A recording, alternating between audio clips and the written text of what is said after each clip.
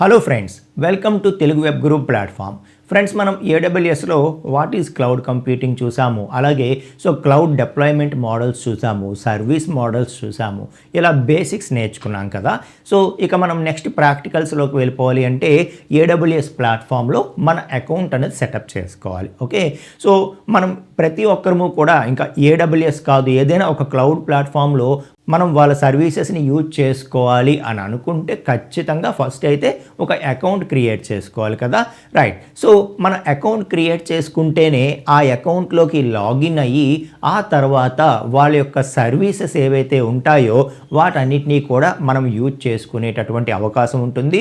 మనం యూజ్ చేసుకునే సర్వీసెస్ అన్నీ కూడా మన అకౌంట్ అండర్లో మెయింటైన్ చేయడానికి కూడా వీలుంటుంది. Okay, right. అలాంటి ఒక ఏడబ్ల్యూఎస్ అకౌంట్ ఎలా సెటప్ చేసుకోవాలి అన్నది ఈ చాప్టర్లో మనం నేర్చుకుందాం. అయితే ఫస్ట్ ఒక ఏడబ్ల్యూఎస్ అకౌంట్ అంటే ఏంటి అనేది ఫస్ట్ మనం తెలుసుకుందాం. ఒక అకౌంట్ అండర్లో ఏమేమి మనకి ప్రొవైడ్ చేయబడతాయి, ఒక అకౌంట్ అసలు ఎలా మెయింటైన్ చేయబడుతుంది అన్నది మనం చాలా క్లారిటీగా నేర్చుకుందాం. What is an AWS account? ఏడబ్ల్యూఎస్కి మనకి మధ్యలో ఏదైతే ఒక ఫార్మల్ బిజినెస్ రిలేషన్షిప్, అంటే ఇంకా మన బిజినెస్ అంతా కూడా ఫిజికల్గా మనం చేసే బిజినెస్ ఏదైతే ఉందో ఈ బిజినెస్ అంతా కూడా రియల్ వరల్డ్లో చేసే బిజినెస్ అంతా కూడా దీన్ని రిప్లికేట్ చేస్తూ ఒక వర్చువల్ సేమ్ బిజినెస్ని మనం ఆన్లైన్లో డిజిటలైజేషన్ చేస్తాము, మన సాఫ్ట్వేర్స్ అన్నీ కూడా ఆన్లైన్లో మెయింటైన్ చేస్తాము. దానికోసం ఏదైతే మనం ఈ ఏడబ్ల్యూఎస్ ప్లాట్ఫామ్ని యూజ్ చేసుకుంటాం కదా. అయితే ఇక్కడ ఏడబ్ల్యూఎస్ అకౌంట్ అంటే సింపుల్గా ఏంటంటే ఏదైతే మన టోటల్ బిజినెస్ యాక్టివిటీస్ ఉన్నాయో అవన్నీ కూడా రిప్రజెంట్ చేస్తూ మనకి ఏడబ్ల్యూఎస్ ప్లాట్ఫామ్కి మధ్యలో ఉండేటటువంటి ఆ బిజినెస్ రిలేషన్షిప్నే మనం ఒక అకౌంట్ అనుకోవచ్చు. వన్స్ మనం వాళ్ళ దగ్గర ఒక అకౌంట్ సెటప్ చేసుకున్నామంటే ఇంకా బిజినెస్ అనేది సెటప్ చేసినట్టే. ఇంకా దాని అండర్లో మనం రియల్గా ఏవైతే బిజినెస్ యాక్టివిటీస్ పెర్ఫామ్ చేస్తామో వాటన్నిటికీ తగ్గట్టుగా ఇంకా ఆ ఏడబ్ల్యూఎస్ ప్లాట్ఫామ్లో ఏవైతే సర్వీసెస్ ఉంటాయో మనకి సూటబుల్ సర్వీసెస్ ఏవైతే ఉంటాయో వాటన్నిటినీ కూడా ఇంకా యూజ్ చేసుకుంటూ మనం ఇంకా ముందుకి వెళ్తాం అన్నమాట. ఓకే, మనం వాళ్ళ దగ్గర యూజ్ చేసే ప్రతి సర్వీస్కి కూడా మనం ఏం చేస్తామంటే దానికి తగ్గ ఒక రిసోర్స్ని క్రియేట్ చేసుకుంటాం. మన అకౌంట్ అండర్లో ఆ రిసోర్సెస్ అన్నీ కూడా మెయింటైన్ చేయబడతాయి అన్నమాట. ఇప్పుడు ఫర్ ఎగ్జాంపుల్ ఒక ఫిజికల్ సర్వరే మనం సెటప్ చేసుకున్నాం అనుకోండి. ఆ సర్వర్ని మనం టచ్ చేయగలము, దాన్ని ఏమైనా మాడిఫై చేయాలన్నా ఆ సర్వర్ మన దగ్గర ఉంటుంది కాబట్టి ఆ సర్వర్ దగ్గరికి వెళ్ళి ఇంకా దాంట్లో ఏం ఆపరేట్ చేయాలన్నా ఆపరేట్ చేస్తాం. ఇక్కడ అలా కాదు కదా, ప్రతిదీ కూడా ఇంకా ఆన్లైన్లోనే ఉంటుంది కాబట్టి వాళ్ళ యొక్క ఏదైతే సర్వర్ నాకు కావాలి అనుకుంటున్నానో దానికి సంబంధించిన సర్వీస్ ఏదైతే ఉందో అది చూస్తాము, ఆ సర్వీస్ యూజ్ చేసుకొని ఒక సర్వర్ క్రియేట్ చేసుకుంటాం. ఆ సర్వర్ ఇక్కడ ఫిజికల్ సర్వర్ అయితే మనం టచ్ చేయగలము, దాని దగ్గరికి వెళ్ళి ఆపరేట్ చేయగలము. మరి అక్కడ ఆన్లైన్లో ఒక సర్వర్ని మనం క్రియేట్ చేసుకుంటున్నాము అంటే ఓకే, దాన్ని టచ్ చేయాలంటే మనకి అది ఐడెంటిఫైబుల్ అవ్వాలి కదా. ఓకే, కాబట్టి మనం ఏ సర్వీస్ని యూజ్ చేసుకున్నా మనకంటూ అక్కడ ఒక రిసోర్స్ అనేది క్రియేట్ అవుతుంది అనమాట. ఓకే, ఇప్పుడు ఫర్ ఎగ్జాంపుల్ మన సిస్టంలో మనం ఒక ఫోల్డర్ క్రియేట్ చేసాము అంటే ఆ ఫోల్డర్ అనేది మనకు కనిపిస్తూ ఉంటుంది కదా. అప్పుడు ఆ ఫోల్డర్ మీద డబుల్ క్లిక్ చేసుకుంటే ఆ ఫోల్డర్ లోపలికి ఎంటర్ అయ్యాము అని చెప్పి మనకు అనిపిస్తుంది. ఇంకా దాని లోపల ఫైల్స్ కావచ్చు, వేరే ఫోల్డర్స్ కావచ్చు క్రియేట్ చేసుకుంటూ ఉంటాం. ఆ ఫోల్డర్ని మనం చూడగలిగితే, దాన్ని టచ్ చేయగలిగితేనే కదా మనం దాన్ని ఆపరేట్ చేయగలము.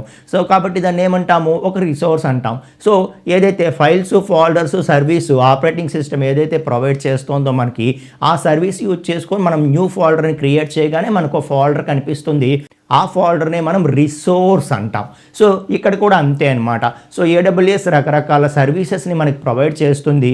అందులో ఏ సర్వీస్ యూజ్ చేసైనా సరే మనం ఒక ఇన్స్టాన్స్ క్రియేట్ చేసుకున్నామంటే దానికి ఒక నేమ్ ఇమ్మంటుంది. ఆ నేమ్తో మనకి ఆ రిసోర్స్ అనేది క్రియేట్ అవుతుంది. దాన్ని మనం యాక్సెస్ చేస్తూ ఆ పర్టికులర్ సర్వీసెస్ అన్నీ కూడా మనం క్రియేట్ చేయొచ్చు. అలా మనకి ఏడబ్ల్యూఎస్ ఎన్ని సర్వీసెస్ అయితే ఇస్తుందో అందులో మనకు కావాల్సిన ప్రతి సర్వీస్ని కూడా మనం యూజ్ చేసుకోవచ్చు. ఆ సర్వీసెస్ నుండి మనం రిసోర్సెస్ క్రియేట్ చేసుకోవచ్చు. క్రియేట్ చేసుకొని మన రిసోర్సెస్ ఏవైతే ఉన్నాయో అవన్నీ కూడా ఇంకా మన అకౌంట్లో మెయింటైన్ చేయబడతాయి. ఓకే, ఇంకా ఆ రిసోర్సెస్ అన్ని యూజ్ చేసుకుంటూ మనం ఏదైతే క్లౌడ్ సర్వీసెస్ ఉన్నాయో వీటన్నిటిని కూడా యూజ్ చేసుకోవడానికి వీలుంటుందన్నమాట. So you create and manage your AWS resources in an AWS account. So మన అకౌంట్లో మనం ఏం చేస్తాం, AWS రిసోర్సెస్ క్రియేట్ చేసుకుంటాం. అంటే ఏంటి, so for example software as a service, ఆ సర్వీస్ యూజ్ చేసుకొని దాని అండర్లో మనం ఏదైనా ఒక సర్వీస్ అవైల్ చేసుకున్నాం అనుకోండి, అప్పుడు దానికంటూ ఒక రిసోర్స్ క్రియేట్ అవుతుంది అనమాట. సో ఆ రిసోర్స్ని మనం ఐడెంటిఫై చేసుకొని ఇంకా దాన్ని యూజ్ చేసుకోవడానికి వీలుంటుంది. అలాగే for example platform as a service నుండి మనం ఆ సర్వీస్ని యూజ్ చేసుకున్నాం అనుకోండి, దానికంటూ ఒక రిసోర్స్ క్రియేట్ అవుతుంది. అలాగే మనకి ఇన్ఫ్రాస్ట్రక్చర్ యాజ్ ఎ సర్వీస్ ఉందనుకోండి, దాన్ని మనం యూజ్ చేసుకుంటే దానికంటూ ఒక రిసోర్స్ క్రియేట్ అవుతుంది. ఇలా ఈ రిసోర్సెస్ అన్ని ఎక్కడుంటాయి, మన AWS అకౌంట్ అండర్లోనే మెయింటైన్ చేయబడతాయి అని చెప్పడం. ఓకే, సో ఇంకా అదే కాదు, ఇంకా మనకి ఏంటంటే ఒక రూట్ యూజర్, మనం ఫస్ట్ అకౌంట్ క్రియేట్ చేసుకున్నప్పుడు ఈమెయిల్ ఐడి కంపల్సరిగా అడుగుతుంది. సో ఈమెయిల్ ఐడి ఇస్తాము. సో ఇస్తే ఆ ఈమెయిల్ ఐడి అనేది ఏమవుతుందంటే రూట్ యూజర్ అవుతుందన్నమాట. సో రూట్ యూజర్తోనే మనం ఇంకా అన్ని యాక్షన్స్ చేసేయగలుగుతామంటే కంప్లీట్ పర్మిషన్స్ ఉంటాయి రూట్ యూజర్కి, ఒక అడ్మిన్ యూజర్ కదా. ఓకే, సో కంప్లీట్ పర్మిషన్స్ ఉంటాయి రూట్ యూజర్కి.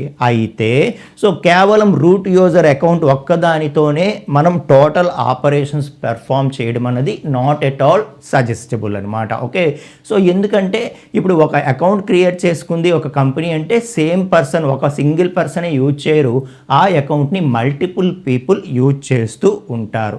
సో కాబట్టి ఎప్పుడైనా సరే మనం ఒక అకౌంట్ క్రియేట్ చేయడానికి రూట్ యూజర్ అవసరము, కానీ తర్వాత మనం ఆపరేషన్స్లోకి వెళ్ళేటప్పటికి, వర్క్లోకి వెళ్ళేటప్పటికి ఓకే, సో ఎప్పుడూ కూడా మనం రూట్ యూజర్ అకౌంట్తో టోటల్ మేనేజింగ్ అనేది చెయ్యకూడదు.